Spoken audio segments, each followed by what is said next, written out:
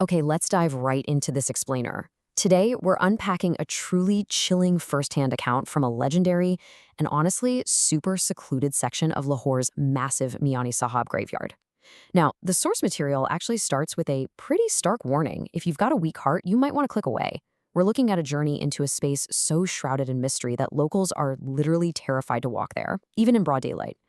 So we're going to break down their experience, the wild historical lore of the site, and a completely bizarre audio anomaly that, well, it definitely defies an easy explanation. It really makes you think, doesn't it? Ask yourself, would you willingly step foot into a graveyard where supernatural entities are said to gather? And get this, not to haunt the place, but to study. Yeah, to study.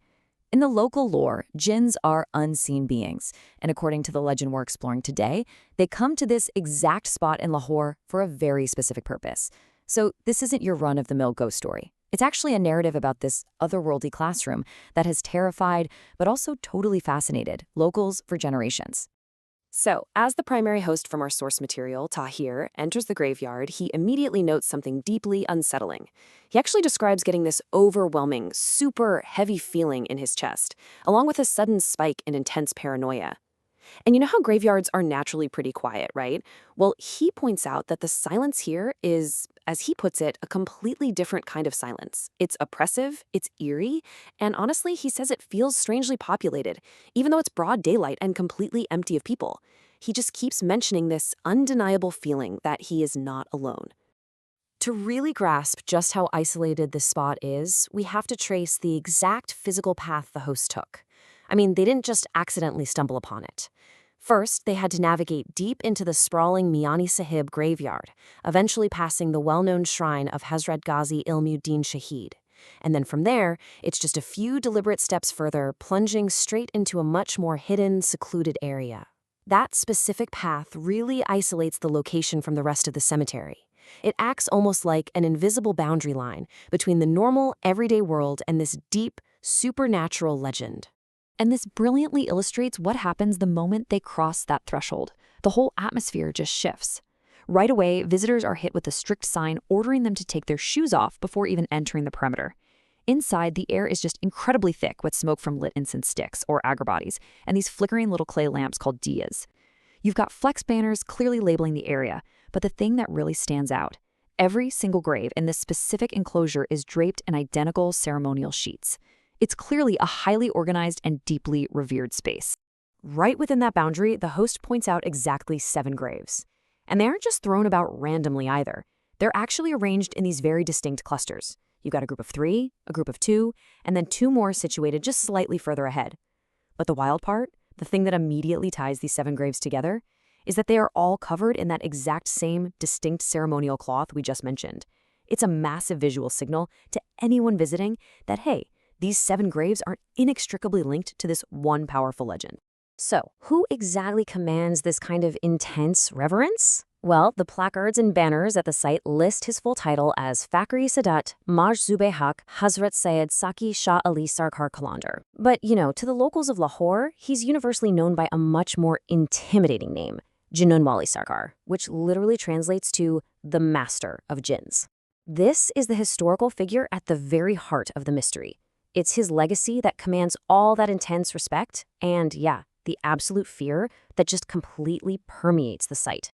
Now, the crucial thing here is understanding exactly why he holds that title. The core myth from our source material isn't about some epic battle with evil spirits. Actually, scratch that. It's way more fascinating. The legend says that during his lifetime, this saint was a teacher. But his students? They weren't human. It said that djinns would specifically travel to him just to become his pupils and study under his guidance. And the craziest part is that even today, long after he passed away, the local belief is that his supernatural students are still visiting his resting place. People say they leave a lingering presence that visitors can literally feel in the air. Now, what's really interesting about this is the massive, undeniable contrast between what the camera captures and what the hosts are actually feeling. I mean, the physical reality in the footage is super mundane. It's a sunny day, there's plenty of daylight, and the area is totally empty. But the psychological reality that the host is reporting, drastically different. He's describing this incredibly heavy atmosphere, intense fear, and strange vibes that literally make him want to turn around and run. It's just a fascinating look at how the sheer power of a location's history, or, maybe something unseen, can completely override basic visual reality. And that brings us to a really pivotal moment in the source footage involving the co-host, Arif. It makes you wonder, when intense physical symptoms suddenly hit you in a place that's practically dripping in paranormal lore, is it just the environment, like maybe just the brutal Lahore heat, or is it a genuine reaction to something unseen? Because right as they're standing there filming, the atmosphere starts taking a very real, tangible toll on the crew. While the primary host is off exploring, his co-host, Arif, is suddenly slammed with a severe, debilitating headache. Like it's so bad that it forces him to completely stop filming and just sit down on the ground.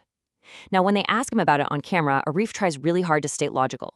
He points out that they had just been walking in the blazing sun, and he had literally just taken off his head covering, his safa, to record.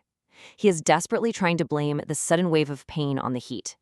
But as he keeps talking, a much darker context starts to slip out. Let's take a quick step back here, because Arif's headache, it isn't just happening in a vacuum. You see, this is actually his second visit to the Master of Jinns.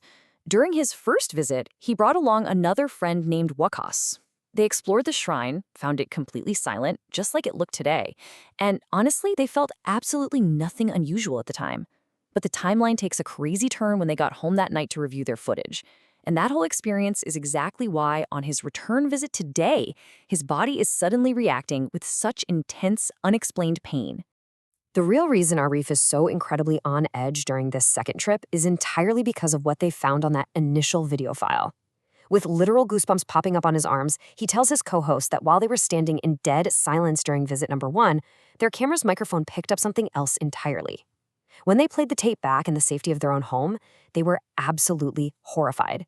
They heard unseen voices recorded right there on the audio track. And the kicker? The voices were actively answering them. He goes on to elaborate about these audio anomalies, and guys, this is where the story gets truly chilling. Just imagine standing in a perfectly silent graveyard, right?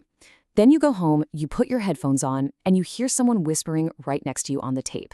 And we aren't talking about faint rustling leaves or wind in the distance. Arif says the playback captured distinct voices that sounded as if invisible entities were standing literally right beside them. It was conversational. Whenever the host would say something in the video, the unseen voices would give a direct response. It was an entire invisible dialogue caught strictly by the camera and completely undetected by their own human ears at the time. No way, right? As they wrap up their investigation, the source material kind of leaves us balancing two totally contrasting realities. On one hand, the hosts reiterate their very firm religious beliefs. They cite the Quran to point out that jinns are absolutely real and that they undeniably share this world with us humans, which to them makes it entirely plausible that jinns are hanging out at this shrine. But on the other hand, they keep their journalistic objectivity totally intact regarding the current trip. They openly admit that today, despite that incredibly heavy atmosphere and Arif's crazy headache, they didn't catch any visual proof or new phenomena on camera. Which, of course, leaves the mystery completely wide open. The legend of Jinnan Wali Sarkar is still this wild blend of intense historical devotion, some serious psychological heaviness, and unexplained technological glitches. So what does this all mean? Well, I'll turn it over to you. Have you ever heard of this hidden classroom for the supernatural in Lahore's Miani Sahib graveyard? Or maybe you've got your own stories that just totally defy logical explanation. It really makes you wonder how much of our world is just bustling with activity right outside the limits of our own perception. Thanks so much for joining me on this explainer, and remember to keep questioning the unseen.